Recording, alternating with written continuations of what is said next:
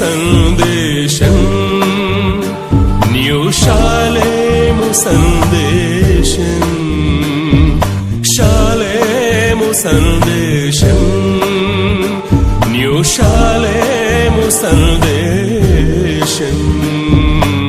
చితికిన బ్రతుకులకు, కృంగిన హృదయాలకు, రక్షణ లేని సర్వజనులకు, చితికిన బ్రతుకులకు, కృంగిన హృదయాలకు, రక్షణ లేని సర్వజనులకు షాలేము సందేశం, న్యూ షాలేము సందేశం.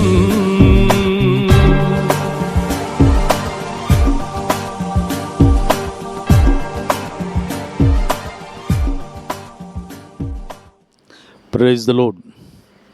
దేవునికి స్తోత్రం. దేవుని పరిశుద్ధ నామమునకు మహిమ కలుగునుగాక.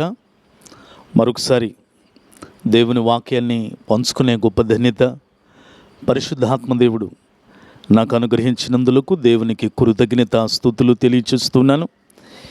ఈ వాక్యాన్ని ఆలకించుటకు సిద్ధపడుతున్న మీకు నా హృదయపూర్వకమైన వందనాలు, శుభాలు తెలియచేస్తూ ఉన్నానండి. ప్రార్థన చేసుకొని వాక్య పరిచర్యను ప్రారంభించుదాం. పరిశుద్ధుడైన తండ్రి, మహోన్నతుడైన దేవ, మీ ప్రశస్తమైన నామమునకు కృతజ్ఞత స్తుతులు తెలియచేస్తున్నాం. ఈనాటి సందేశం ద్వారా నాతో అందరితో మాట్లాడి నీ వాక్యము ద్వారా మమ్మల్ని అందరినీ సంతృప్తిపరచమని ప్రాధేయపడుతున్నాం. నిలబడుతున్న మీ దాసుడనైన నన్ను కూడా మీ సిలువ చాటున మరుగు చేసుకొని నోటి బూరగా వాడుకున్నామని యేసు నామమున అడిగి వేడుకొనుచున్నాము తండ్రి, ఆమెన్. Praise the Lord. ప్రియులరా, దేవుని వాక్యాన్ని మనం ధ్యానం చేద్దాం. ఈ వాక్యాన్ని వీక్షిస్తున్న మీరు ఒకవేళ సబ్స్క్రైబ్ చేసుకోకపోతే ఛానల్ దయతో సబ్స్క్రైబ్ చేసుకోండి. కారణం ఏంటంటే ప్రతిరోజు అప్లోడ్ చేస్తున్న సందేశాలు మీకు మెసేజ్ రూపంలో వస్తాయి కనుక సబ్స్క్రైబ్ చేసుకొని వింటే చాలా మంచిది అని అనుకుంటున్నాను నేను. కనుక దయతో ఆ పనిని మీరు జరిగిస్తారని నేను నమ్ముతున్నాను. అలాగే ఈ సందేశాలు మీకు ఉపయోగకరంగా ఉంటున్నాయి. అలాగే మీకు వీలైతే ఇతరులకు కూడా షేర్ చేయండి. ఇప్పటికీ కొంతమంది షేర్ చేస్తున్నారు. అందును బట్టి నేను దేవునికి స్తోత్రాలు తెలియచేస్తూ అటు వారికి నా వందనాలు కూడా తెలియచేస్తున్నాను. మంచిది, దేవుని వాక్యాన్ని మనం విందాం. నిర్గమాకాండం 34వ అధ్యాయం 10వ వచనం. The book of exodus chapter 34 verse 10. నిర్గమ 34:10లో అందుకు ఆయన, ఇదిగో నేను ఒక నిబంధన చేయుచున్నాను, భూమి మీద ఎక్కడైనను ఏ జనములోనైనను చేయబడని అద్భుతములు నీ ప్రజలందరి ఎదుట చేసేదను. Praise the Lord. ప్రియులరా, చదవబడిన లేఖన భాగంలోని మాట ఎవరితో అంటూ ఉండంగా వ్రాయబడిన సంగతి అనంటే, దేవుడైన యెహోవా సీనాయి కొండపైన మోషేతో పలుకుతున్న మాట. మోషే 10 ఆజ్ఞలు కలిగిన రాతి పలకలు తీసుకొని కొండ మీద నుంచి కిందకు వచ్చారు. అయితే ఇశ్రాయేలీలు విగ్రహారాధన చేస్తూ ఉన్నారు. బంగారపు దూడను చేసుకొని ఆరాధిస్తూ ఉంటే కోపంతో ఆ 2 రాతి పలకలు పగలగొడతాడు. మరలా పశ్చాత్తాపంతో దేవుణ్ణి అడుగుతాడు.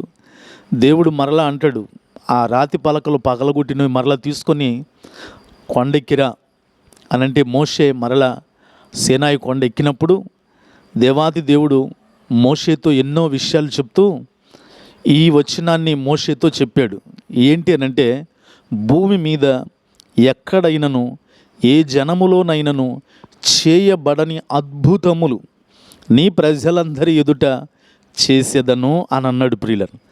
ఈ మాటను బట్టి ఈ దినాన అద్భుతములు అనే మాట తీసుకొని బైబిల్లో 5 అద్భుతములు ఈ సందేశం ద్వారా మీ ముందుకు తీసుకురావాలని ఆశపడుతున్నాను. బైబిల్లో 5 అద్భుతాలేనండి ఇంక లేవా అని కాదు ప్రియులారు, అసలు బైబిల్ అంతా అద్భుతమే. Praise the Lord.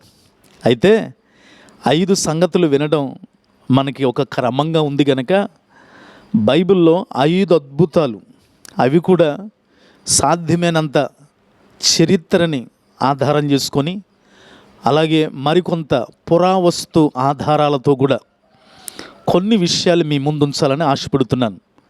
ప్రియులరా, బైబిల్ అంతా ఒక అద్భుతం. అయితే నచ్చిన వాళ్ళకి బాగానే ఉంటుంది, నచ్చని వాళ్ళకి ఇబ్బందిగా ఉంటుంది.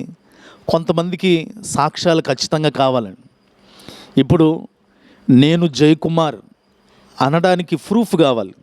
ఆధార్ కార్డో, డ్రైవింగ్ లైసెన్సో, పాస్పోర్టో ఏదో ఒకటి ప్రూఫ్ చూపించాలి కదా. మరి దేవుడు అద్భుతాలు చేశాడు. ఆ అద్భుతాలకు కూడా బైబిలే ఒక ఆధారం. ఇక దానికి మించిన ప్రూఫ్ మనొకటి లేదండి. అయితే జనులు నలుదిక్కులు తిరిగినందువల్ల తెలివి అధికమైందని దానియేలు గ్రంథంలో దేవుడు చెప్పినట్టుగా మరి ఇప్పుడు అన్నిటికీ కూడా బైబిల్ మీకు ఇష్టం మాకు ఇష్టం లేదు కదా, మరి ఆధారాలు ఏంటి? ప్రియులరా, పరిశుద్ధ గ్రంథం అన్నిటికీ ఆధారం. అవి చరిత్రను నిరూపిస్తున్నాయి. పరిశుద్ధ గ్రంథంలోని సంగతులు పురావస్తును కూడా నిరూపిస్తున్నాయి.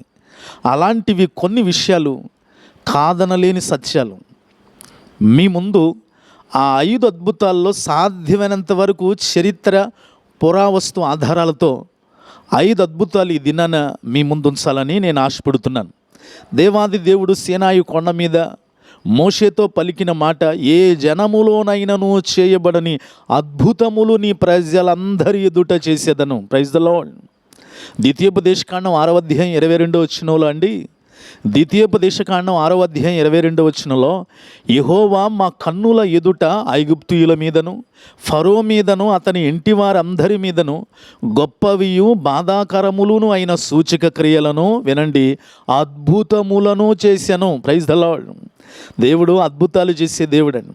అసలు బైబిల్లో మొట్టమొదటి పుస్తకం మొట్టమొదటి అధ్యాయంలో మొదటి వచనము నుండి 31వ వచనం దాకా అసలు సృష్టే ఒక అద్భుతం అండి. Praise the Lord.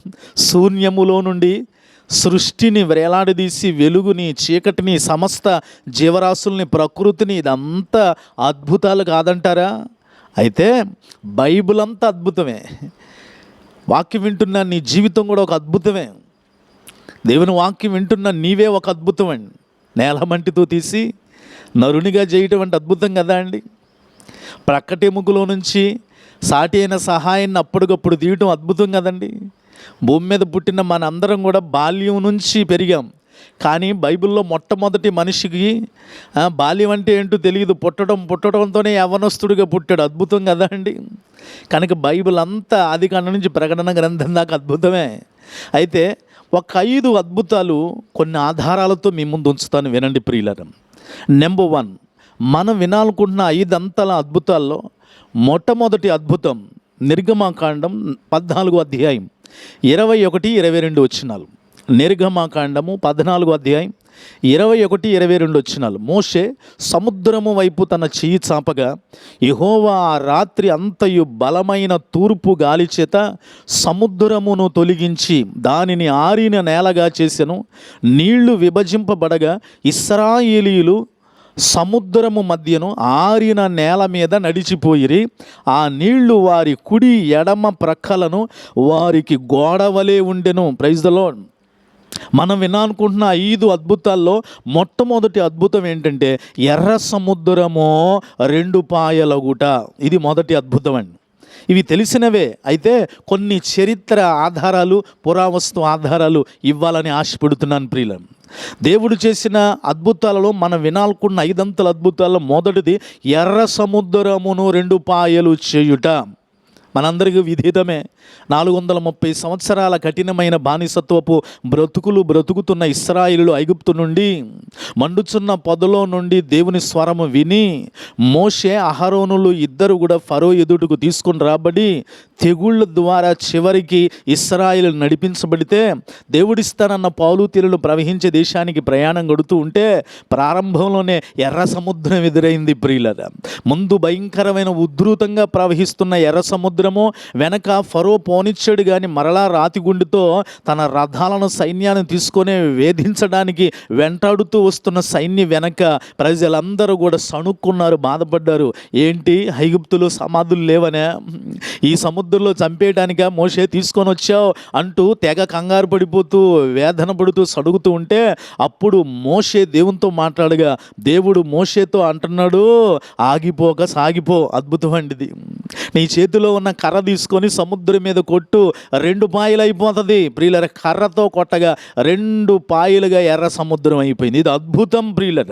అయితే వినండి, ఎర్ర సముద్రం పాయలు అవ్వడానికి ఎర్ర సముద్రము ప్రత్యేకత ఏంటి, చరిత్ర కొంత చెప్తా వినండి. ఎర్ర సముద్రము, దానికి అసలుకి రెడ్ సీ, ఎర్ర సముద్రం అని పేరు ఎందుకు వచ్చింది అని అంటే, ప్రపంచంలో ఏ సముద్రాలకి లేని ప్రత్యేకత ఎర్ర సముద్రానికి ఉంది. ఏంటి అని అంటే, అసలు ఎర్ర అన్న మాట దానికి ఎందుకు వచ్చిందంటే, ఆ సముద్రం నీళ్లు పైన ఎర్రటి నాచు ఉంటుందట. వింటున్నారా? ఏ సముద్రంలో చూసినా, ఏ నీళ్ళల్లో చూసినా నాచు పచ్చగా కనపడుతుంది కదా అండి మనకి, లేదు నల్లగా కొంత కనపడుతుంది. కానీ ఎర్ర సముద్రం మీద నీటి మీద నాచు రెడ్ కలర్లో ఉంటుందంట. అందుకని దాన్ని ఎర్ర సముద్రము అని అన్నారండి. ఇది ప్రపంచంలోనే ఎర్ర సముద్రానికి ప్రత్యేకత. అంతేకాదు, ఎర్ర సముద్రం అని దానికి పేరు ఎందుకు వచ్చిందంటే, ఎర్ర సముద్రానికి పక్కలంతా కూడా ఎత్తైన పర్వతాలు ఉంటాయట. ఆ పర్వతాలు ఎర్రటి ఖనిజాలతో ఎండకి తళతళ మెరుస్తూ ఉంటే ఆ మెరుపు సముద్రం మీద పడుతుందట.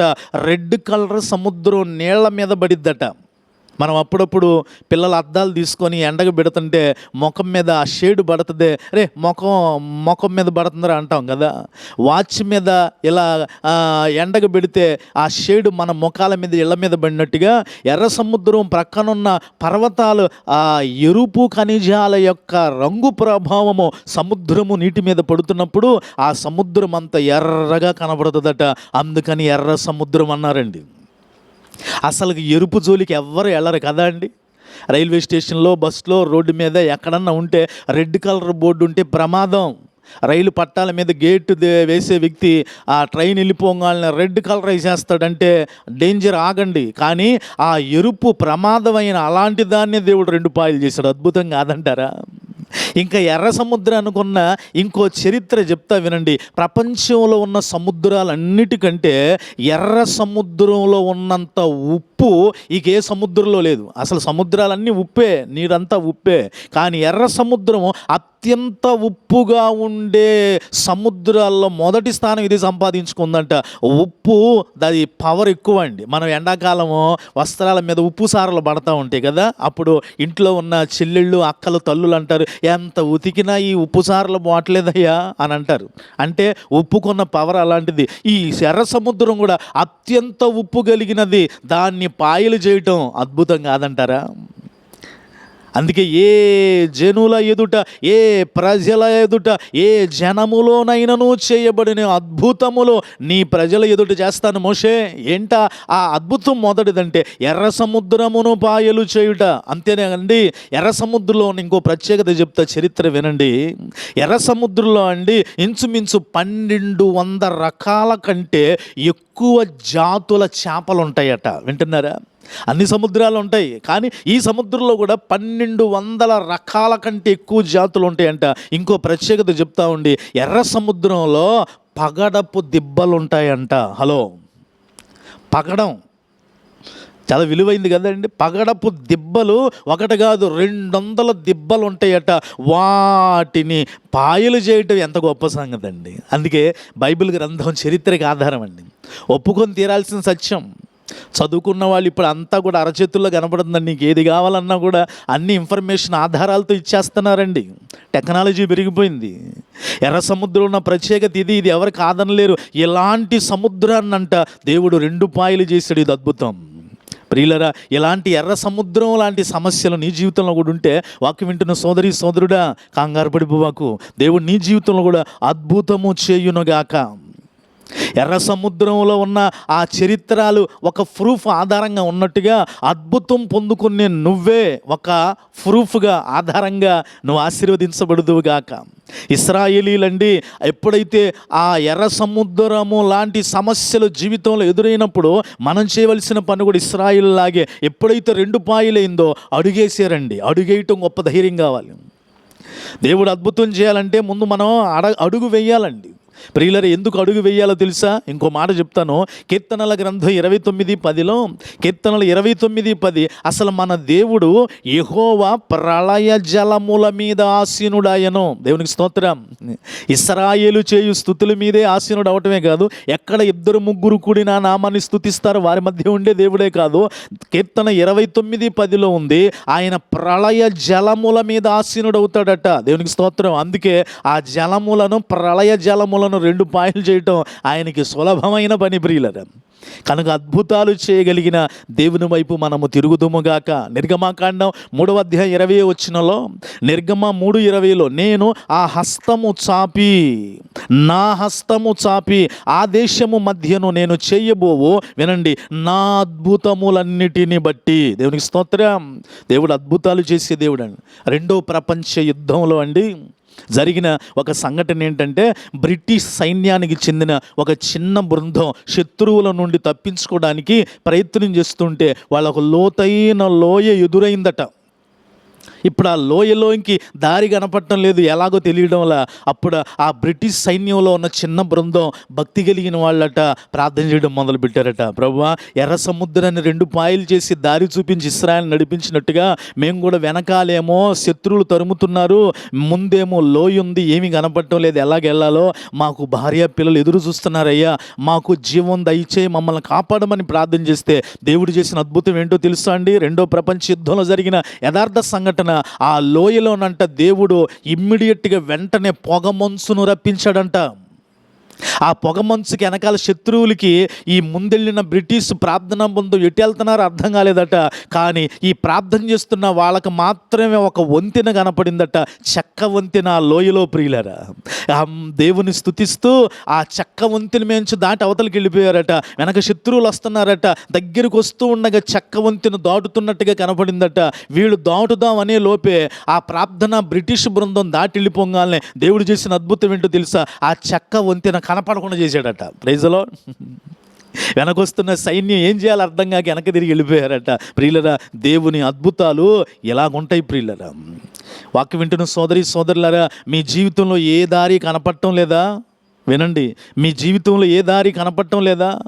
ఆరోగ్య విషయంలో, అప్పుల విషయంలో, ఆర్థికంగా, ఆత్మీయంగా ఏ దారి కనపడటం లేదయ్యా అని విచారంగా ఉన్నావా? అయితే దేవుని వాక్యం చెప్పే మాట ఏంటో తెలుసా? దారి ఏం కనపడటం లేదు అని అంటే దేవుడు నీ కోసం ఏదో అద్భుతాన్ని చేయబోతున్నాడు. దేవునికి స్తోత్రం.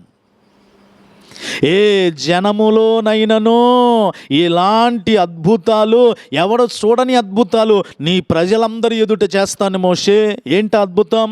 2వ అద్భుతాన్ని మీ ముందు ఉంచుతాను ప్రియులరు. 1, ఎర్ర సముద్రాన్ని పాయలు చేయుట అద్భుతం ప్రియులరు.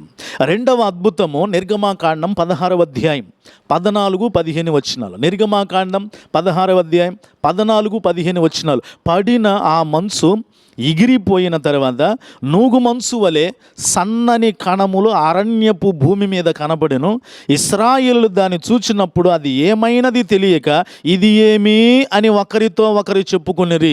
నిర్గమాకాండం 16:31 కూడా చదువుతున్నా. నిర్గమాకాండం 16:31, ఇశ్రాయేలీలు దానికి మన్నా అని పేరు పెట్టిరి. అది తెల్లని కొత్తిమీర గింజ వలె ఉండెను, దాని రుచి తేనెతో కలిపిన ఆ పూపము వలె ఉండెను. దేవునికి స్తోత్రం. 2వదిగా దేవుడు చేసిన అద్భుతం ఏంటంటే మన్నాను కురిపించుట ఆకాశము నుండి. Praise the Lord. ఆకాశము నుండి మన్నాను కురిపించడండి. లక్షల మంది ప్రజలండి ఎర్ర సముద్రాన్ని దాటారు. ఇక దేవుడిస్తున్న ప్రయాణాన్ని చేస్తున్నారు దేశంలోనికి. అరణ్యంలో వాళ్ళకి ఆకలి అయితే దేవుడు చేసిన మంచి గొప్ప పని ఏంటంటే ఆకాశము నుండి మన్నాను కురిపించాడట. ఇది అద్భుతం ప్రియులరా. మన్నా, దీనికి ఇంకో భాష చెప్పాలంటే ఆకాశపు ధాన్యం. Praise the lord.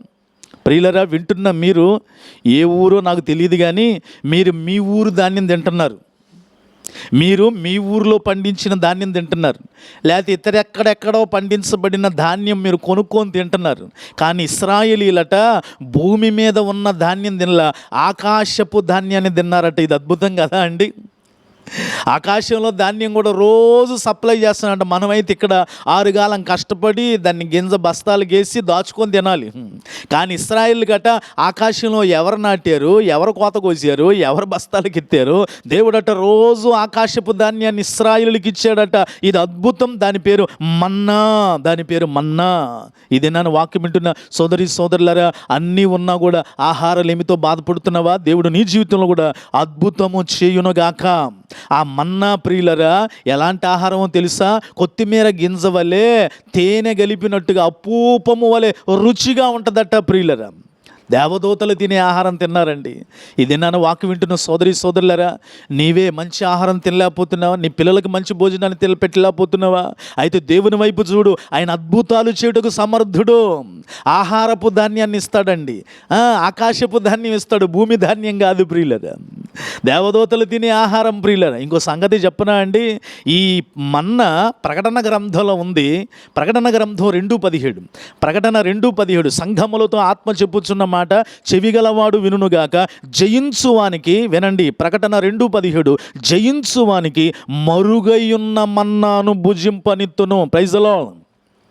భూమి మీదే నువ్వు అద్భుతాలు చేయగలిగిన దేవుని వైపు చూడగలిగితే ఒకానొక దినాన పరలోకంలో మరుగై ఉన్న మన్నా తినబోతున్నావు. Praise the Lord. ఇది అద్భుతం అండి, ఇది అద్భుతం అండి.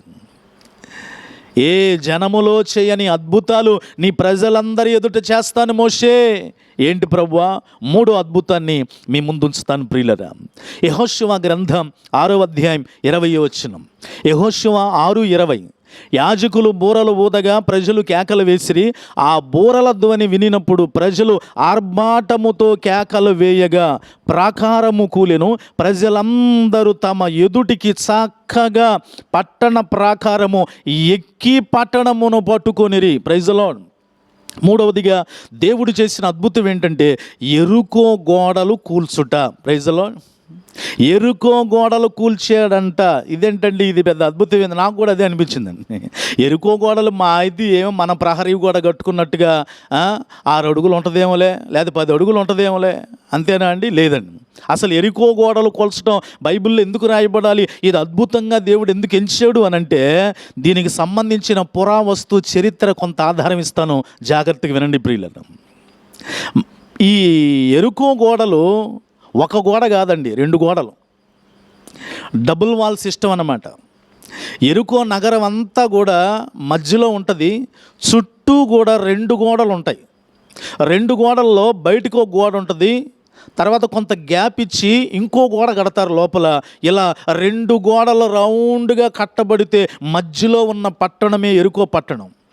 ఈ పట్టణంలోకి వెళ్ళాలంటే ఈ 2 గోడలు దాటి వెళ్ళాలంటే అసాధ్యం ప్రియులరా. ఎందుకో తెలుసా ప్రియులరా? వినండి, ఈ గోడలు ఎలా కడతారంటే వెలుపటి గోడైనా లోపటి గోడైనా దీని పునాదే, వినండి ప్రియులరా, 15 అడుగులు పునాది తీస్తారంట కింద. హలో, వింటున్నారా?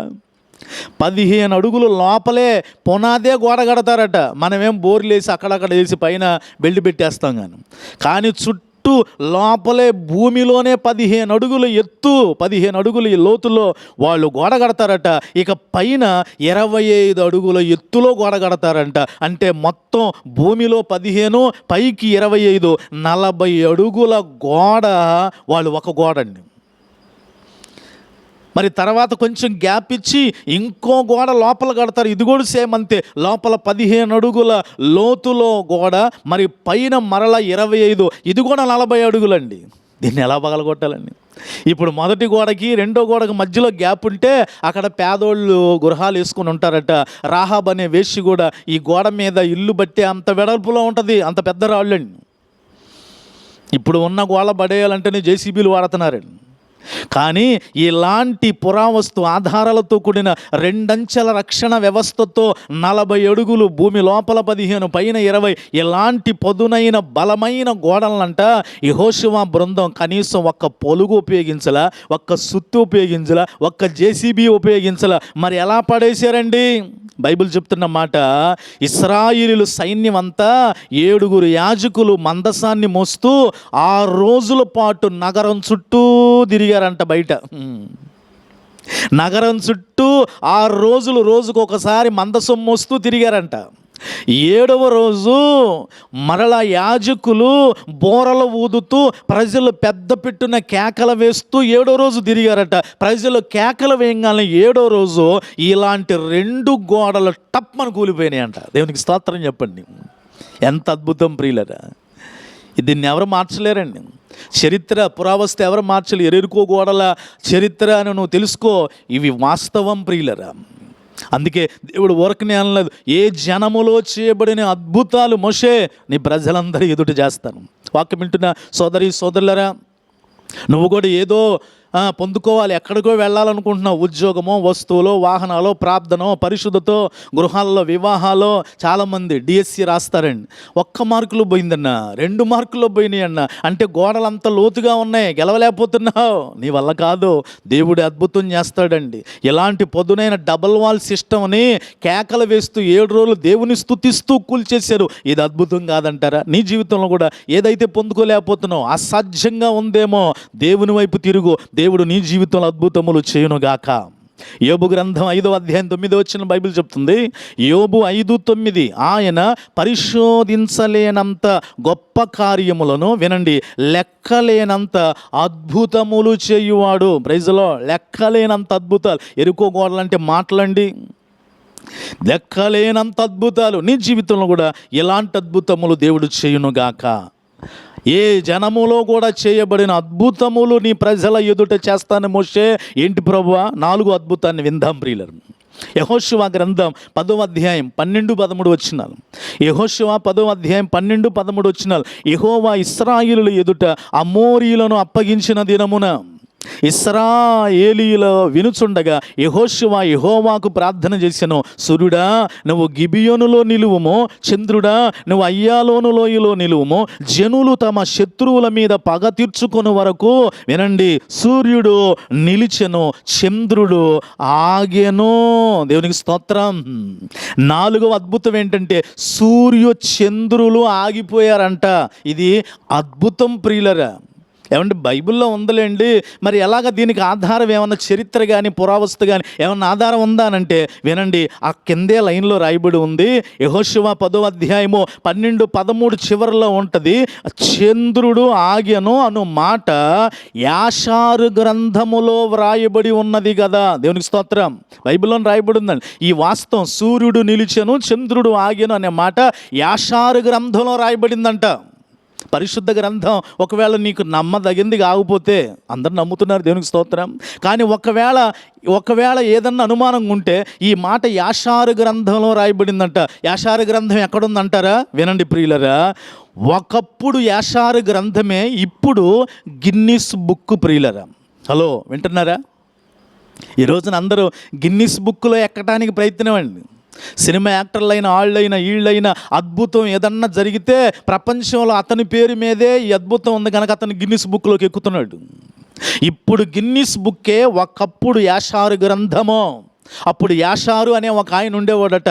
ప్రపంచంలో ఏ అద్భుతాలు జరిగినాయి, ఏ వింత జరిగింది, ఏ దేవుడు చేశాడు, ఏ మనిషి చేశాడు, ఏ దేశంలో జరిగింది, అన్నీ ఆయన కలెక్ట్ చేసి యాషారు అనే ఆయన తన గ్రంథంలో రాసేవాడట.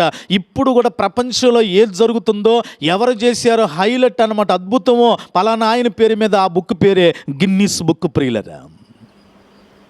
దేవుడు అద్భుతాలు ప్రియులరా. ఇంకో సంగతి చెప్తా వినండి. సూర్యుడు చంద్రుడు ఆగిపోయారంట.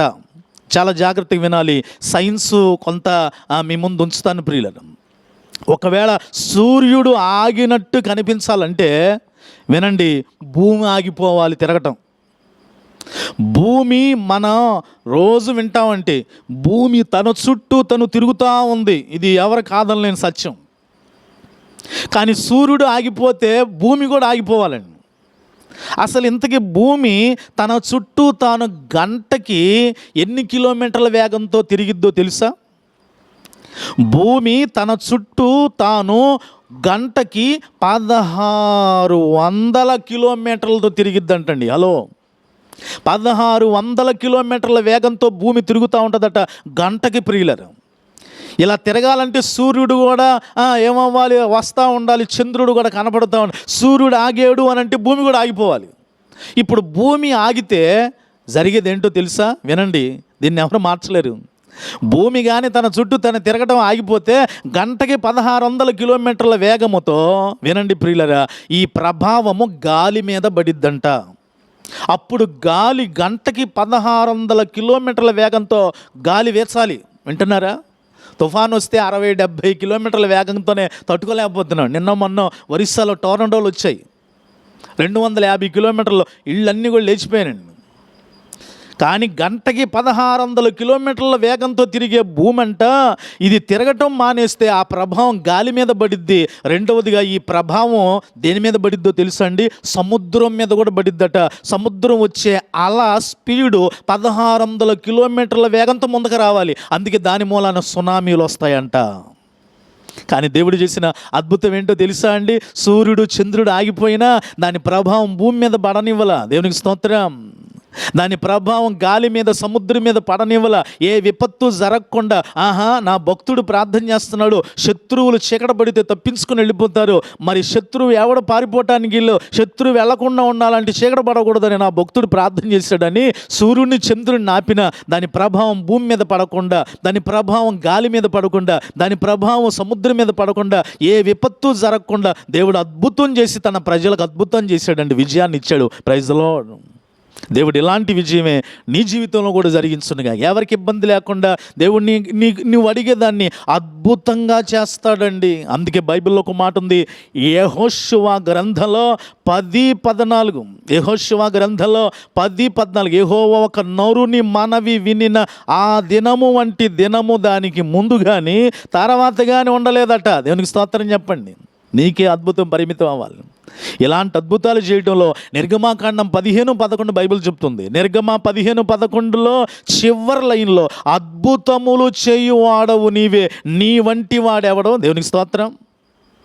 ప్రారంభంలో ఉంటుంది నిర్గమ 15:11, యెహోవా వేల్పులలో నీ వంటి వాడెవడయ్యా, పరిశుద్ధతను బట్టి నువ్వు మహనీయుడవు, స్తుతి కీర్తనలను బట్టి పూజనీయుడవు అంటాడు, అద్భుతములు చేయువాడవు. Praise the Lord. హల్లెలూయా. నీ ప్రజలందరి ఎదుట ఏ జనములో చేయబడిన అద్భుతాలు చేస్తాను మోషే. ఏంటయ్యా అద్భుతం? 5వది ఆఖరిది విని మనం సెలవు తీసుకుందామండి. ఇప్పటివరకు ఎన్ని అద్భుతాలు విన్నామండి? 4 అద్భుతాలు. మొదటి అద్భుతం పేరేంటి అని అంటే ఎర్ర సముద్రము పాయలగుట. 2 దేవుడు చేసిన అద్భుతం ఏంటి అని అంటే ఆకాశపు ధాన్యం మన్నాను కురిపించుట. 3వదిగా దేవుడు చేసిన అద్భుతం ఏంటండి? అదిగో భూమిలో 15 అడుగులు, పైకి 20 అడుగులు, 40 అడుగుల లాంటి 2 గోడలు, ఎరుకో గోడలు కూల్చుట. 4వ అద్భుతం ఏంటండి? అదిగో ఒక్క గంటకే 1600 కిలోమీటర్ల వేగంతో తిరిగే భూమిని మార్పు లేకుండా, సముద్రం మీద గాలి మీద ప్రభావం కనపడకుండా సూర్యుడిని చంద్రుడిని ఆపి తన భక్తుడికి విజయాన్ని ఇచ్చాడు. సూర్యచంద్రులను ఆపుట. 5వ అద్భుతం ఏంటో చూసి మనం ప్రార్థన చేసుకుందాం ప్రియులరా. దానియేలు గ్రంథం 6వ అధ్యాయం 22వ వచనం. దానియేలు గ్రంథం 6వ అధ్యాయం 22వ వచనంలో, నేను నా దేవుని దృష్టికి నిర్దోషినిగా కనబడితిని గనక ఆయన తన దూతలను పంపించి సింహములు నాకు ఏ హానియు చేయకుండా వాటి నోళ్ళు మూయించెను. రాజా, నీ దృష్టికి నేను నేరము చేసిన వాడను కాను కదా. Praise the Lord. మనం వినాలనుకున్న 5 అంతల అద్భుతాల్లో 5వది ప్రియుల ఆఖరిది, సింహాల గుహలో సింహాల నోళ్ళు మూయించుట. Praise the lord. సింహాల గుహలో సింహాల నోళ్ళు మూయించుట. దానియేలును తీసుకెళ్ళి సింహాల గుహలో వేసారు. బోను కాదు, సింహాల గుహ. బోను అని బైబిల్లో లేదండి, గుహ. ఇది అద్భుతం ఎలాగండి అని అంటారా? వినండి ప్రియులరా. వాస్తవానికండి దానియేలు సింహాల గుహ ఏ దేశంలో ఉండేది అని అంటే, అకార్డింగ్ ద బైబిల్ ప్రస్తుతపు ఇరాన్ దేశంలోనే సింహాల గుహలో దానియేలు వేయబడ్డాడు. ఇరాన్ బైబిల్లో పారసీక రాజ్యం రాయబడి ఉంది. పారసీక రాజ్యమే ఇప్పుడు ఇరాన్. ఇరాన్లోనే దానియేలు ఉద్యోగం చేశాడు. దానియేలుని వారితో పాటు ఉన్న వాళ్ళందరినీ బబులోను వాళ్ళు తీసుకొని వెళ్ళారు చెరకి. కానీ బబులోను వాళ్ళని పారసీకులు జయించారండి. ఆ పారసీక రాజ్యంలోనే దానియేలుకి మంచి జాబ్ వచ్చింది. దానియేలు జాబ్ చేసింది కూడా ఇరాన్లోనే. దానియేలు ప్రార్థన చేసింది ఇరాన్లోనే. దానియేలు సింహాల గుహలో వేయబడింది కూడా ఇరాన్లోనే. అందుకే ఈ రోజున ఇరాన్ చరిత్ర చాలా ఉందండి. ఇరాన్ దగ్గర ఉన్నన్ని ఆయుధాలు, వాళ్ళు తయారు చేస్తున్న ఆయుధాలు ఏ ప్రపంచం వాళ్ళు చేయలేకపోతున్నారు. ఒకప్పుడు ఎప్పుడో వాళ్ళ సింహాల గుహలు ఉండేయట. ఆ గుహలో వినండి, ఇది ఎందుకు అద్భుతం అయింది అని అంటే, సింహాల గుహ ఆ పారసీక రాజ్యం లేదు ఇరాన్లోనంట. ఒక్క గుహలో 323 సింహాలు ఉంటాయంట. వింటున్నారా? 323 లైన్స్. 323 సింహాలు ఉన్న గుహలో దానియేలుని తీసుకెళ్ళి పడేశారండి. ఇలాంటి 323 సింహాల నోళ్ళు దేవుడు ఏం చేశాడట? మూయించాడట. అద్భుతం కాదంటారా? సింహాల నోళ్ళు ఒక సింహం కాదు, 323 సింహాల నోళ్ళు. కానీ విచిత్రం ఏంటో తెలుసా? వాక్యం వింటున్న మీ గృహంలో కొంతమంది నోళ్ళు మూతబట్టల. ఏదన్నా విషయం వస్తే ముందు ఆయన నోరు మూయమను, నేను మోస్తా అంటున్నారండి. ముందు ఆయన నోరు మూపించు, నేను ఇక్కడికి వచ్చేలో ఇప్పుడు నోరు మూయిస్తా అంటే మనుషుల నోర్లు మూయబట్టల్లా. కానీ దేవుడు ఏం చేశాడంటే 323 సింహాల నోళ్ళు మూయించాడు. అద్భుతం కాదా? అందులో దానియేలుని తీసుకెళ్ళి సింహాల గుహలో వేసేటప్పుడు అండి, దానియేలు వయసు అంట 70 సంవత్సరాలంట. వింటున్నారా? అద్భుతం కాదండి? 70 ఏళ్ల వయసులో ఉన్న దానియేలుని తీసుకెళ్ళి అదర్లా బెదర్లు. ఎందుకో తెలుసా? అద్భుతములు చేయగలిగిన దేవుడు అన్నాడు. Praise the lord. 323 సింహాల నోళ్ళు మూయించి వెలుపలికి సజీవంగా తీసుకొచ్చాడు. వాక్యం వింటున్న సోదరి సోదరుడా, నీ జీవితంలో కూడా ఇలాంటి అద్భుతములు చేయగలిగిన దేవుడు, ఆ దేవుని వైపు నువ్వు చూచుదువుగాక.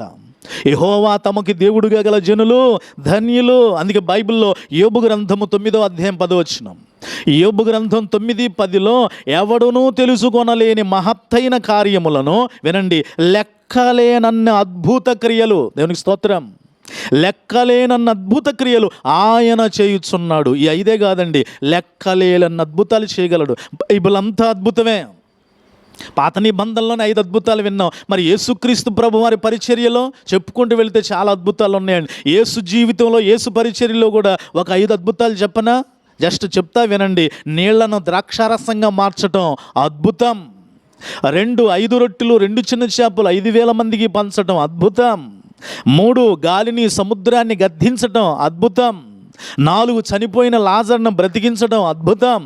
5వది అనేక స్వస్థతలండి, చాంద్ర రోగులను, కుష్ఠ రోగులని, పుట్టుకతో గురుడివారిని, కుంటివారిని స్వస్థతలు అద్భుతం. యేసు జీవితంలో కూడా 5 అంతల అద్భుతాలు. ప్రియులారా, వాక్యం వింటున్న నీ జీవితంలో కూడా అద్భుతములు రుచి చూచుదువుగాక. ఫైనల్ ఒక మాట చెప్పనా?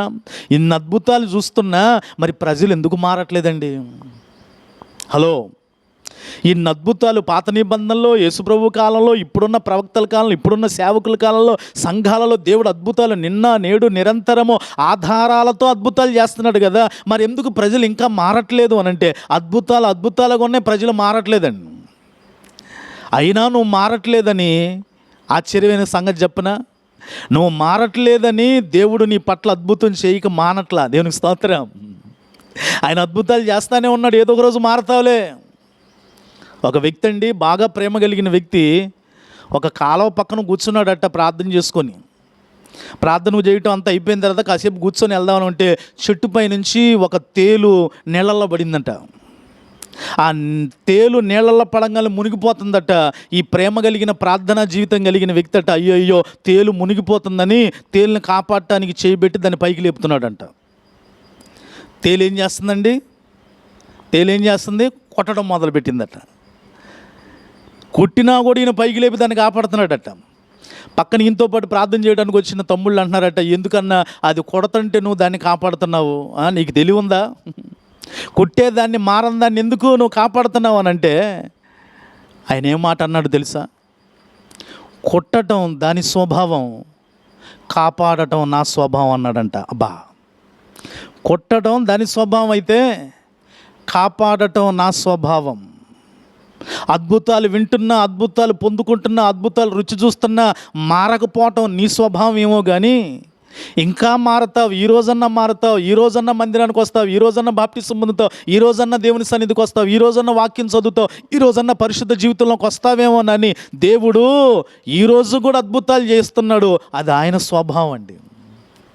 ఆ వ్యక్తి ఇంకో మాట కూడా అన్నాడట, కొట్టడం దాని స్వభావం, ప్రేమించటం కాపాడటం నా స్వభావం అంటూ అన్నాడు. కుట్టే స్వభావాన్ని అది మార్చుకోనప్పుడు ప్రేమించే నా స్వభావాన్ని నేనెందుకు మార్చుకోవాలి? అబ్బా, అందుకే ఈరోజు నేను బతుకున్నానండి, మీరు బతుకున్నారండి. కొట్టే దాని స్వభావాన్ని అది మార్చుకోవట్ల, ప్రాణం మీదకి వచ్చినా సరే. కానీ అలాగని ప్రేమించే నా స్వభావం కొడుతుందని నేను ఎందుకు మార్చుకోవాలి? యేసు సిలువలు చేసింది కూడా అదేనండి. ఆయన ప్రేమించాడు, కొరడా దెబ్బలు కొడుతున్నా వాళ్ళు కొట్టే స్వభావం, ఈయనకి ఓర్చుకునే స్వభావం. ఆయన ఎందుకు మారాలి? ఆయన మారితే ఈ పాటికి ఉండేవాళ్ళండి. సిలువలో ఆఖరి రక్త బొట్టు వరకు కార్చాడు, 39 కొరడా దెబ్బలు తిన్నాడు, పిడిగుద్దులు తిన్నాడు, గాండ్రించి ఉమ్మి వేయించుకున్నాడు. ఎందుకో తెలుసా? అవి చేస్తున్న క్రూరపు మనస్తత్వం వారిది, స్వభావం వారిది, అన్నీ భరించే స్వభావం యేసుది. ప్రియులారా, అసలు యేసు సిలువలో చేసిన కార్యమే మహాద్భుతం అండి. ఆయన సిలువలోనికి వెళ్ళటం అద్భుతం, మరణం వెళ్ళటం అద్భుతం, 3వ దినాన పునరుద్ధానుడై తిరిగి లేకపోవటం అద్భుతం. ఈ అద్భుతాలన్నీ చేయగలిగిన యేసు నీ జీవితంలో ఉంటే మహా అద్భుతం. ప్రియులారు, ఇంకో సంగతి చెప్పనా? నువ్వు మారటమే పెద్ద అద్భుతం అండి. దేవునికి స్తోత్రం. అద్భుతం జరిగిద్దని ఎదురు చూడబాకు, నువ్వే ఒక అద్భుతంగా మారుదువుగాక. Praise the lord. అద్భుతం జరిగిద్దని ఎదురు చూడబాకు, నువ్వే ఒక అద్భుతంగా మారుదువుగాక. అట్టి కృప దేవుడు మనకు అనుగ్రహించునుగాక. ప్రార్థన. పరిశుద్ధుడా, మహోన్నతుడా, ఈ సందేశం ద్వారా నైనా ప్రజల హృదయాలలో, వింటున్న వారి కుటుంబాలలో, ఆధ్యాత్మిక భౌతికమైన జీవితాల్లో అద్భుతములు మీరు చేయుదురుగాక. మీకే మహిమ, ఘనత, ప్రభావములు ఆరోపించుకున్నామని యేసు నామమున అడిగి వేడుకొంచున్నాము తండ్రి. ఆమెన్.